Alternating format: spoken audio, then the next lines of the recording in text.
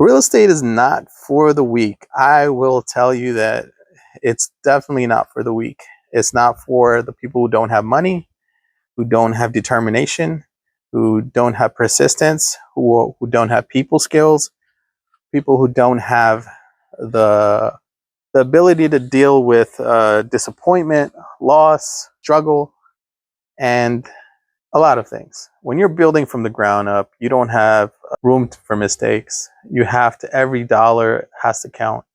And your money is going to be always spreading.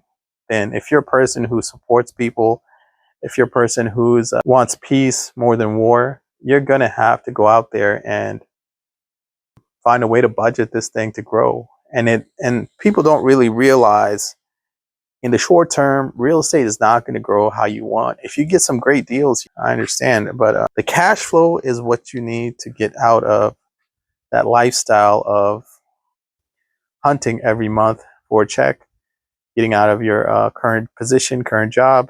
Real estate, what it can do is this small trick. I'll tell you a little about the trick. It's not a secret really, but it's an appreciation game. Now, when you as a person, you're looking at the short term, how do I survive in the short term, and you're paying rent. My advice to you is do the research, go in a place, let's say you're paying $1,500 or $2,000 rent. No matter where it is in the US, go from wherever you're located and start going away and find a place that look for two things. It has to be, I would say 20% less than your rent or your current rent if you really want to make a move. And then what you want to do is make sure the prices are increasing at least 2 to 5% per year. Now, go see if you can qualify to buy it, or try to get a subject to where you just take over, you just do terms with the seller, right? Seller financing or subject to. I don't like to do them. I'm still learning them. My intent is to learn and use one or two just to see how they are. But I'm very cautious in that respect. But let's get back to my topic. If you're struggling, you're paying rent, stop paying rent, buy something, and buy something that you might not like, just have it rented out. Rent it out, and then the vacancies that you have, find some way to pay for it. Whatever you got to do, but try to get it rented out most of the time in 5 to 7 years. If this is because you don't want to live in it, right?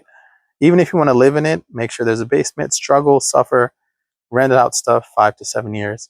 In 5 to 7 years, you sell that house, you are going to make 50, 60,000, maybe 100,000.